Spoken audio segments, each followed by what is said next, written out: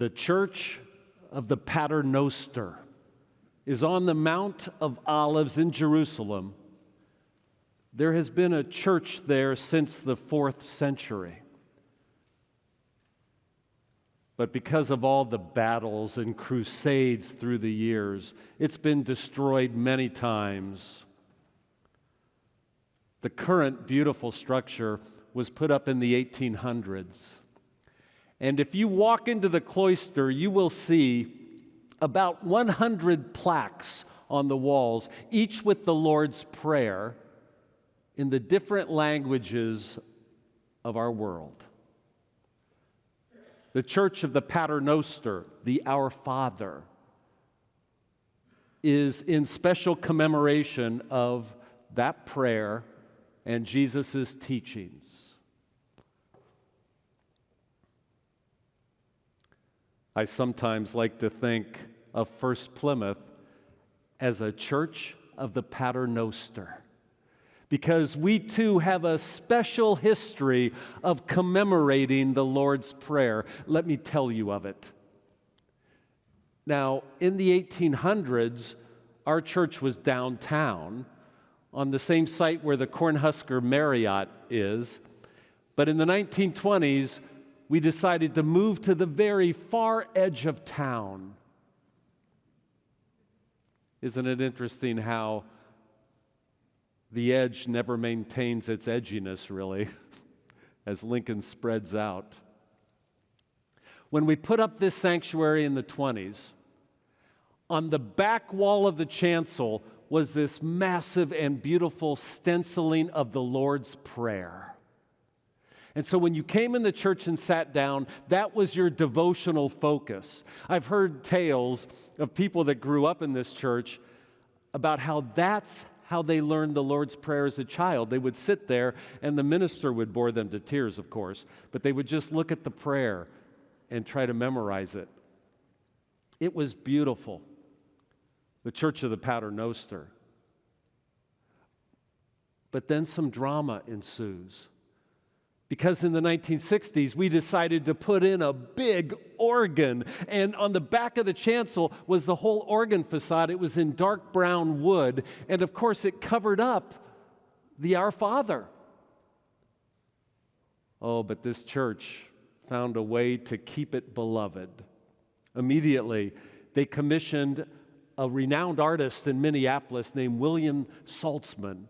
He has works in Mayo Clinic and at UNL as well.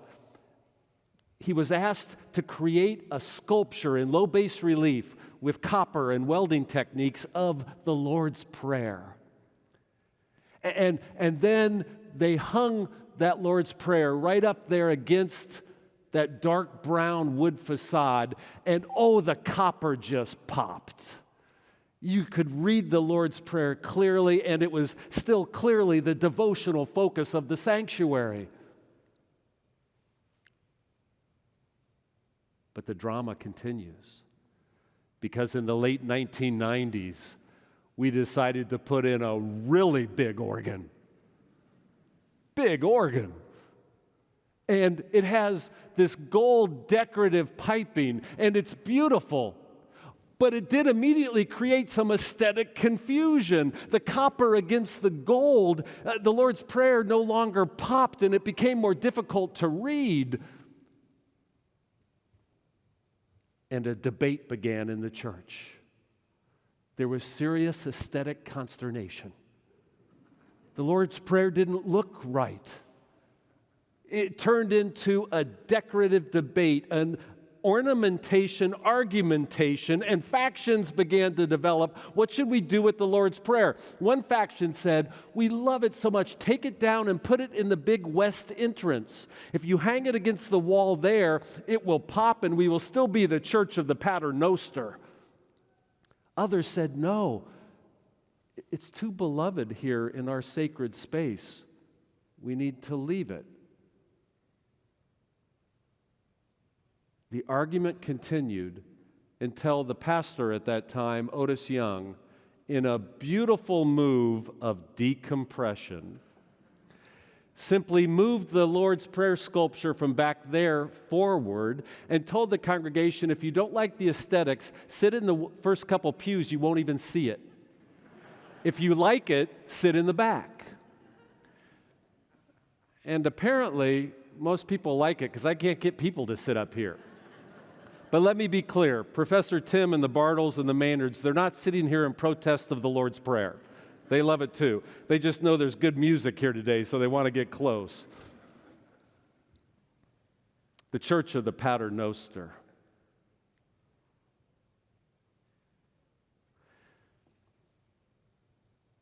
It would have been a sad thing if the church at that time fell into an argument about the Lord's Prayer, because the point isn't where the sculpture is hanging.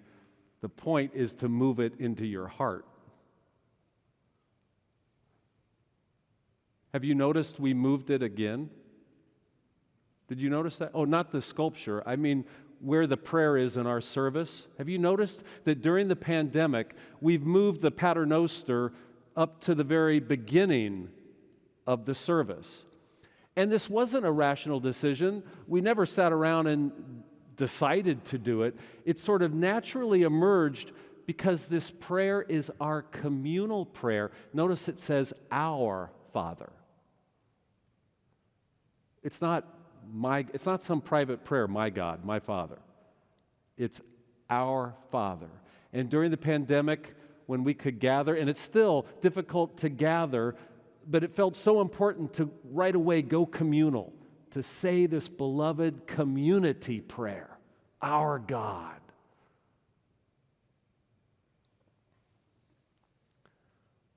Let me speak of our prayer this morning, and I want to do so fulsomely. The Our Father, the Oratio Dominica, or the Lord's Prayer. It appears 2 times in our Gospels, in Luke chapter 11 and in Matthew 6. And in both contexts, Jesus is instructing us about prayer. And then he offers us our prayer. Now, clearly, this is a prayer that emerges from that Jewish matrix of the first century. It has all the basic elements of a Jewish prayer. Praise, hallowed be thy name. Praise to God, then petitions, asking for what you need and what you desire. And there are 7 petitions in the Lord's Prayer. And one of those is, thy kingdom come. That petition would find itself in almost every Jewish prayer of the time. Thy kingdom come.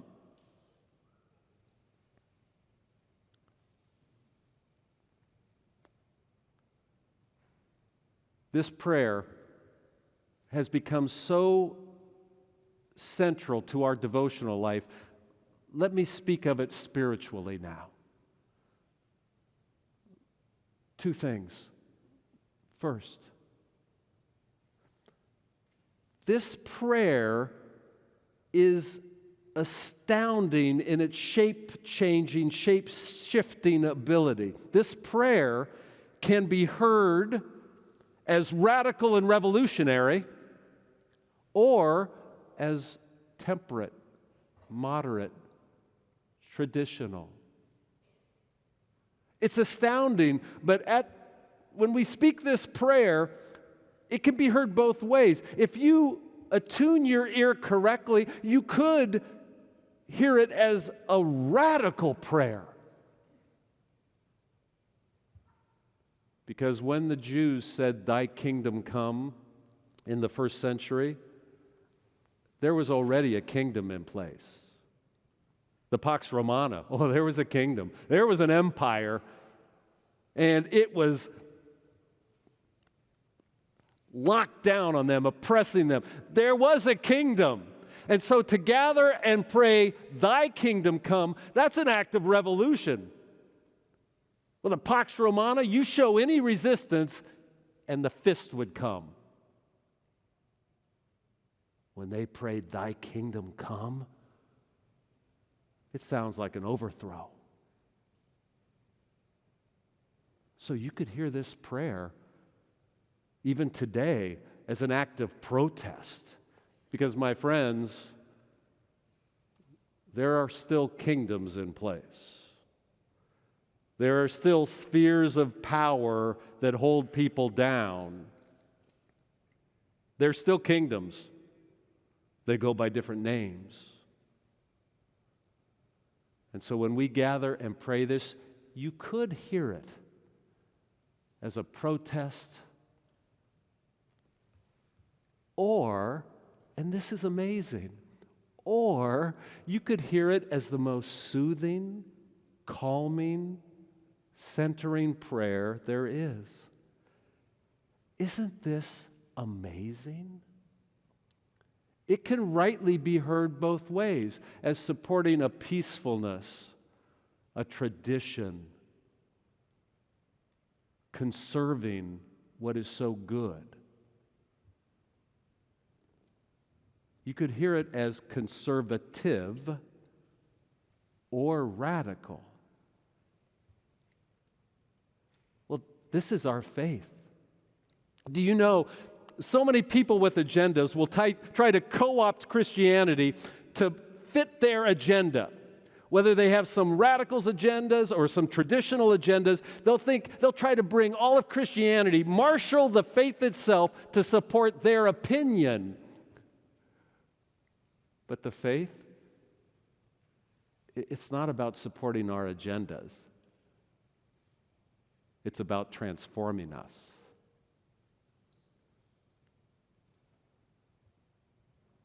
So hear this prayer in whatever way will transform you.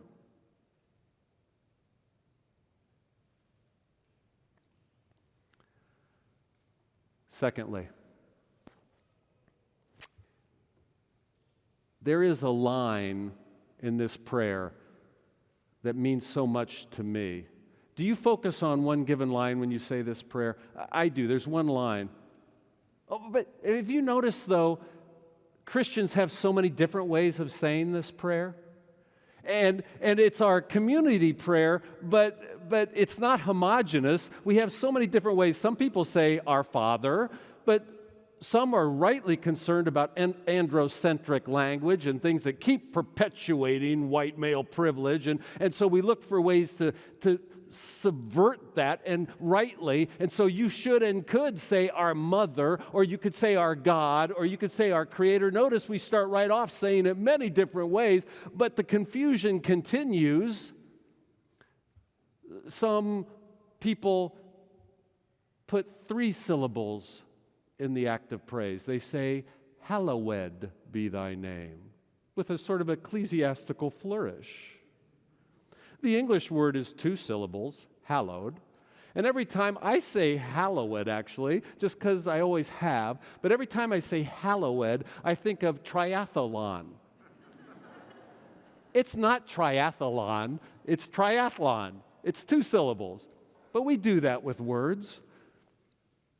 And do you say debts or trespasses? Raise your hand if you say trespasses. A bunch of Methodists here. Yeah, okay. Christians say that. Ministers used to say, we're about to do the Lord's Prayer, and you can do either the realtor's version or the banker's version. Trespasses, debts, the realtor's version or the banker's version. We say this prayer very differently. Some say sins. And then half my family is Roman Catholic. And the doxology at the end that the Protestants do, that always catches me off guard, because usually you stop and let the priest take over. Everybody says it differently, and I think there's a message in this. A Christian unity does not mean a sameness. A Christian common vision does not mean groupthink. Our common purpose is way above words. It's God. So there is one phrase in this prayer that grips me every time I say it. It's the sentence I need to say every week. Thy will be done. I need to say that so badly. Because I'm all about exerting my will. Well, that's how I've been trained in this culture. To exert my will, to further my projects, to seek and strive after my goals. I have been trained in this society, specifically also as a white male, to you exert your will, you create your purpose in the world.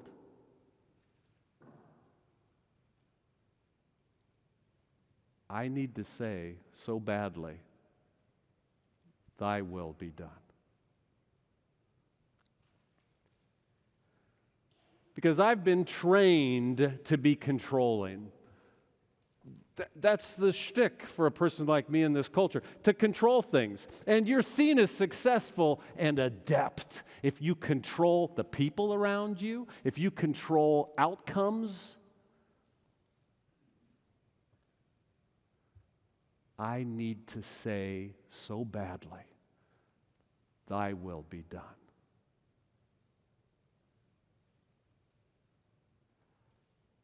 Do you know how bad it would be for the world if I achieved all my will? Thy will be done.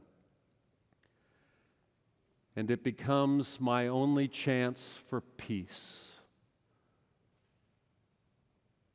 You see, the Buddha taught that it's our desires, it's our strivings, it's our effort to exert our will and ego into the world that creates all suffering.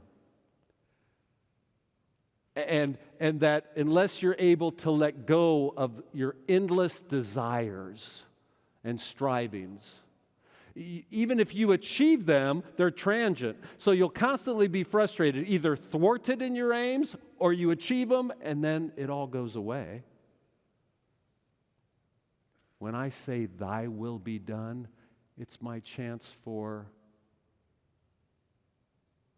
compassion, enlightenment, peace.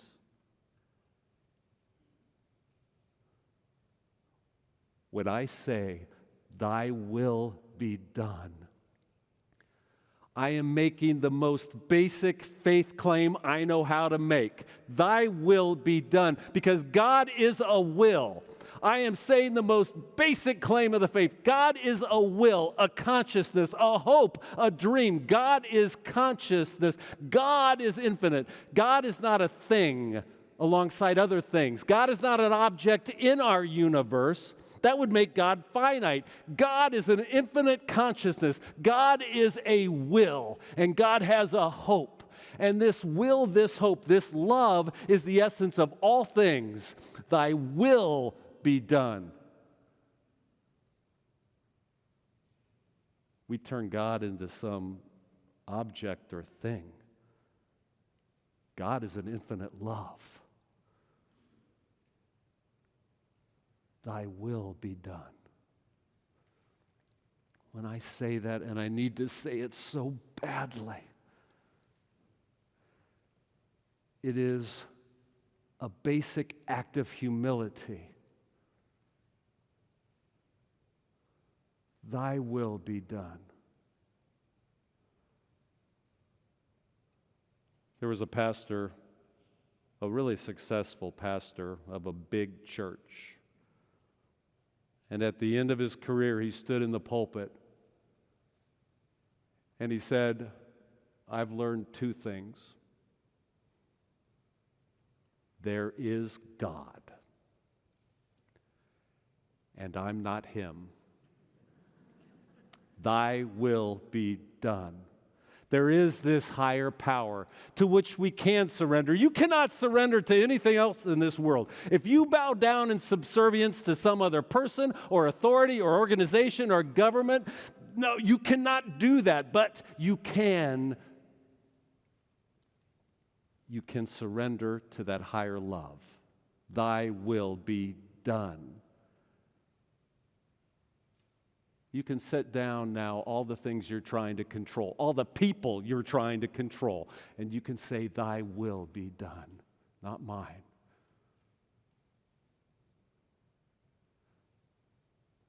church of the Pater Noster. Thanks be to God.